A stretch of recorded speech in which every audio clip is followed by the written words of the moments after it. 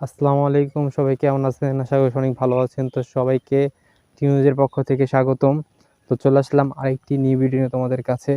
আমরা ইতিমধ্যে দেখতে পাচ্ছি যে এখান দিয়ে কিন্তু একদম ধান কাটা লেগে প্রায় এই স্ট্রিমের যে ধানগুলো ছিল এটা কিন্তু কয়েকটা ক্ষেত বাকি রেখে সবগুলা ক্ষেত কাটা শেষ।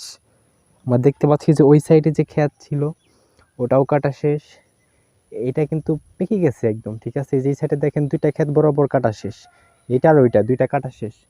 আমরা দেখতে পাচ্ছি যে এখানে কিন্তু আরেকটা ক্ষেত মাশাল্লাহ কাটা শেষ। যে স্ক্রিমে যে ধান থাকে সেই ধানগুলো শুধুমাত্র এইখানে জড়ো করে রাখা হয়েছে। আর ওই সাইডেও কাটা শেষ হয়ে গিয়েছে কয়েকটা ক্ষেত। দেখেন স্ক্রিম কিন্তু পুরো ফাঁকা হয়ে যাচ্ছে। দেন ওই সাইডে কিন্তু এই স্ক্রিম, এই ফটিক তাদের স্ক্রিমের যে ধানটা সেটা কিন্তু একদম টোটালি কাটা হয়ে গিয়েছে। খেরও শুকানো শেষ, বাড়িতে নিয়ে সব জড়ো করা শেষ। দেন আমরা কয়েকটা স্ক্রিমের ধান, যেমন আমরা দেখতে পাচ্ছি যে এখানে কিন্তু মেশিনের সাইডে আমরা দেখতে পাচ্ছি যে ওই স্ক্রিমটার ধানটা এখন তৈরি কাটেনি, কারণ মেশিন দিয়ে কাটা হবে সেই কারণে কাটা হয়নি।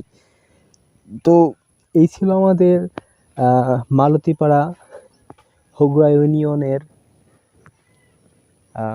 ক্ষেতের যে বৈশিষ্ট্য আপনাকে তুলে ধরলাম আমি।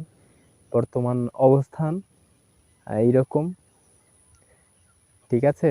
তো আপনারা সবাই বেশি বেশি ভালো থাকবেন, আর সবার জন্য দোয়া করবেন, বিশেষ করে আমার জন্য দোয়া করবেন। আল্লাহ হাফিজ, সবাই ভালো থাকবেন।